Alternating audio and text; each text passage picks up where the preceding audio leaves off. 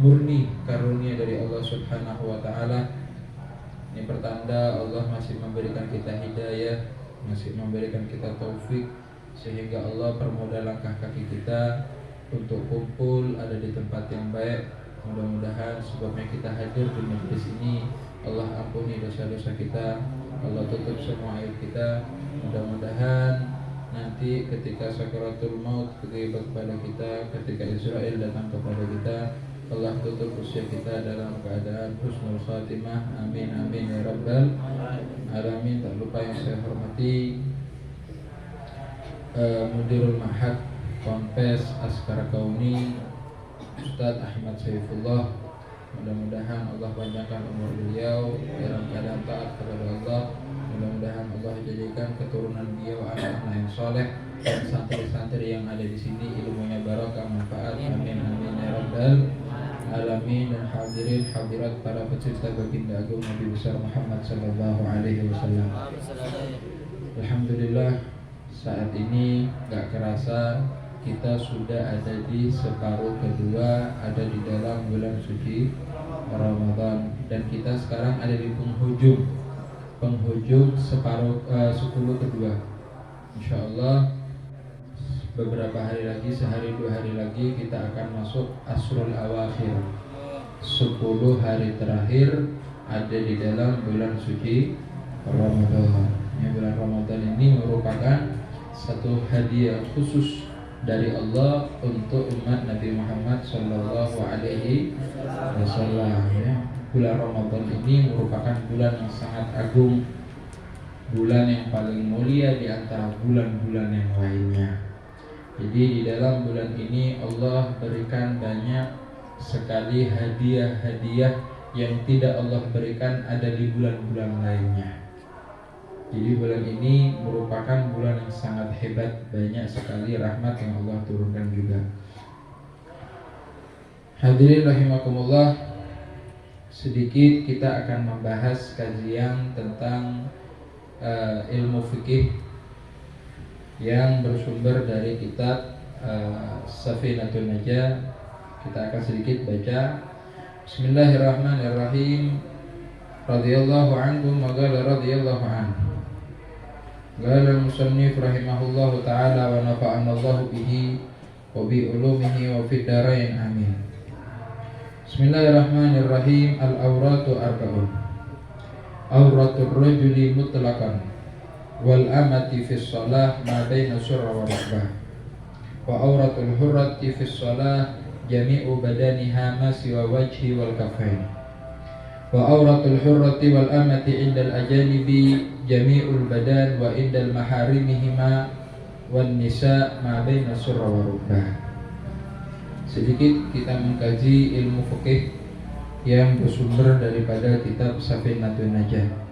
Di sini beliau musannif berkata bahwasanya aurat itu secara syariat, aurat itu secara syariat adalah ma yajibu satruhu, apa-apa yang wajib untuk ditutupi. Jadi setiap orang ini memiliki aurat, setiap orang ini memiliki bagian tubuh yang wajib untuk ditutupi. Laki-laki mana saja yang wajib ditutupi, perempuan mana saja yang wajib ditutupi, ada semua. Dan ini bisa berubah dengan keberadaan orang-orang di sekitar kita, dan bisa berubah dengan keadaan-keadaan yang terjadi kepada kita. Jadi aurat ini ada 4. Yang pertama adalah auratnya seorang laki-laki secara mutlak. Jadi aurat kita, orang laki-laki itu dari mana? Yang wajib ditutupi adalah ma baina surra wa rukbah, antara pusar sampai ke lutut. Ini mutlak, artinya mutlak itu baik di dalam sholat maupun di dalam maupun di luar sholat.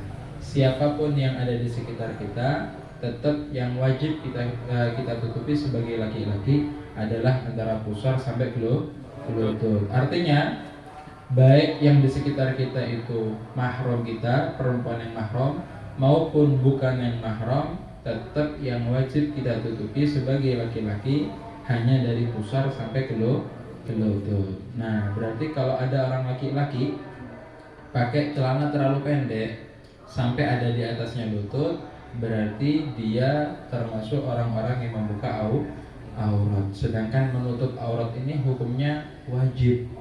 Ya, menutup aurat hukumnya wajib. Artinya kalau wajib apa? Dilakukan mendapatkan pahala, ditinggalkan mendapatkan dosa. Ya. Artinya kalau ada orang yang dia membuka aurat secara sengaja sampai terbuka hal apa sesuatu yang wajib ditutupi itu, berarti dia berdosa. Nah, ini kadang-kadang kalau kita berwudu, ya, laki-laki kadang-kadang kalau wudu sarungnya diangkat kadang-kadang kebablasan. Iya benda ya. Kita banyak dapeti biasanya kalau wudu diangkat sampai ke pukang ya, sampai ke paha. Kadang-kadang sudah mepet ya, terlalu ke atas. Nah, ini nggak boleh. Kalau sampai dilihat sama orang lain, maka kita termasuk orang-orang yang membuka aurat. Sedangkan membuka aurat itu hukumnya nggak boleh, haram. Berarti kita berdosa. Kemudian di sini dilanjutkan wa auratul hurrah fis shalah, dan auratnya seorang perempuan yang merdeka. Sebetulnya ada pembahasan tentang auratnya perempuan budak perempuan. Cuma karena sekarang sudah alhamdulillah nggak ada budak perempuan. Dulu di zaman Nabi masih ada, ya, budak perempuan, budak laki itu masih ada. Alhamdulillah sekarang sudah nggak ada. Nah, jadi kita skip ya, lanjut kepada pembahasan selanjutnya. Ya, selanjutnya adalah aurat wa auratul hurrati fis shalah.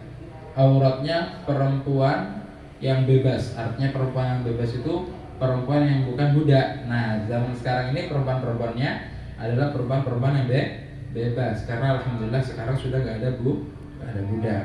Nah, auratnya perempuan itu di dalam sholat jami'u badaniha ma siwal wajhi wal kaffain. Jadi, adapun auratnya perempuan di dalam sholat itu seluruh anggota tubuhnya wajib tertutup kecuali wajah dan kedua tangan.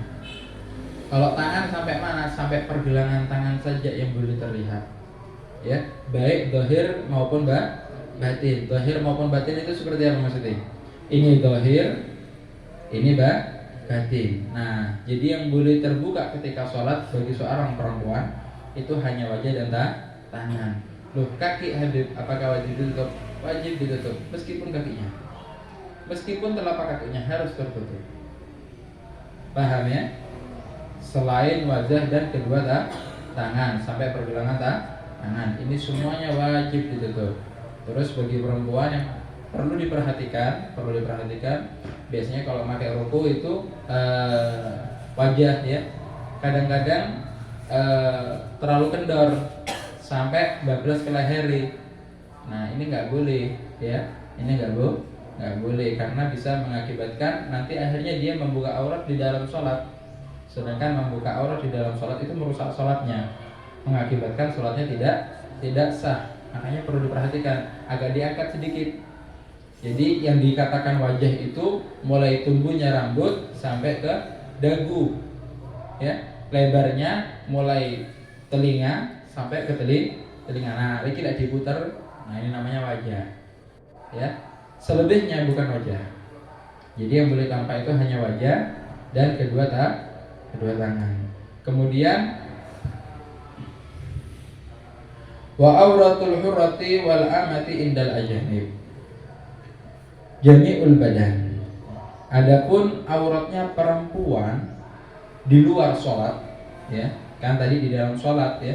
Kalau di luar sholat auratnya perempuan, ketika ada ajanib itu laki-laki yang ajnabi, yang bukan siapa-siapanya, bukan mahramnya dia, ya, baik mahram nasab maupun mahram roba ataupun musaharah, mahram dari nasabnya atau mahram daripada sebab pernikahan atau mahram daripada sebab sesusuan, ya.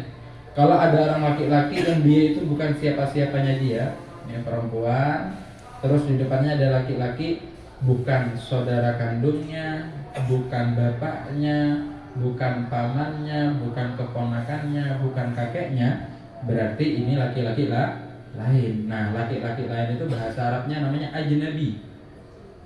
Ya, ajnabi. Nah, ketika perempuan ada ajnabi, maka dia wajib menutup seluruh badannya. Wajib menutup seluruh badan. Berarti wajah juga, Beb. Ya, berarti wajah juga. Iya, wajah juga wajib ditutup. Betul. Berarti wajib pakai cadar. Berarti kalau enggak pakai cadar dosa dong. Nah, untuk perkara cadar ini masih ada perbedaan pendapat antar ulama. Ada yang mengatakan harus pakai cadar, ada yang mengatakan tidak harus menggunakan cadar. Jadi kalau ada orang pakai cadar, jangan disalahkan karena itu memang syariat. Kalau ada yang tidak pakai cadar, juga jangan disalahkan karena juga ada ulama yang berpendapat bahwasanya tidak wajib menutup wajah. Nah, masalahnya bukan di wajah. Masalahnya ada yang di lain-lain. Ya. Kadang-kadang orang-orang ini ruwet bahas masalah wajib bercadar apa enggak, tapi yang enggak pakai kerudung enggak diurus. Ya. Ini penting ya. Ini penting.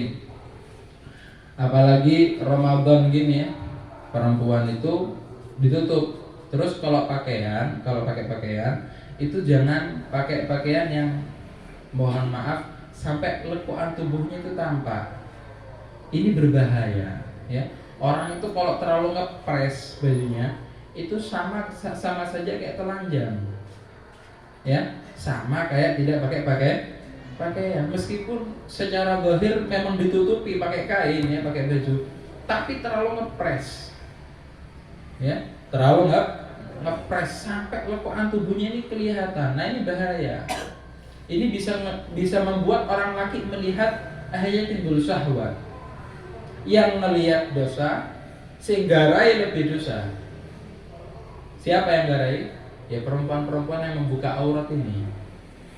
Kadang-kadang mending kalau pakai bajunya pres, kadang-kadang bajunya sangat minimalis ya. Kasihan kayak orang tidak punya baju lagi. Ini ada seperti ini ya.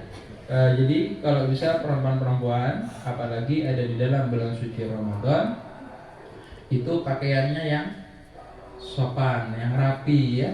Jadi orang laki itu melihat tidak timbul syahwat, tidak memancing syahwat, karena termasuk muhbitat atau perkara-perkara yang dapat menghanguskan pahala puasa itu adalah an-nadharu bisyahwah, melihat dengan syahwat.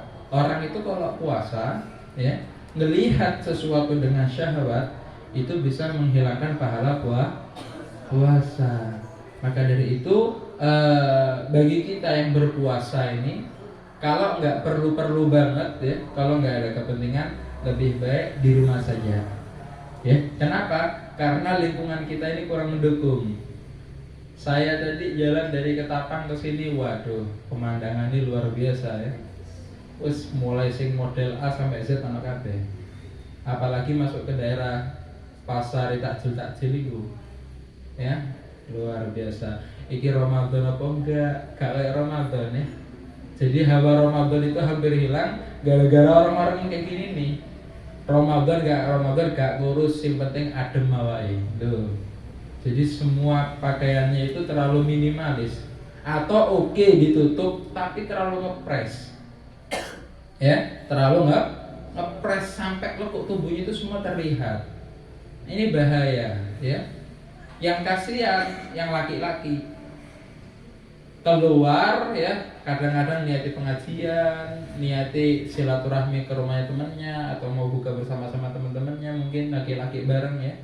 Di jalan tampak penampakan yang tidak etis. Ya. Akhirnya ya Allah, mau ndak mau namanya matanya manusia akhirnya ketok. Aslinya ndak ada pikiran aneh-aneh. Akhirnya gara-gara pemandangan yang ada di depan ini pikirannya berfantasi.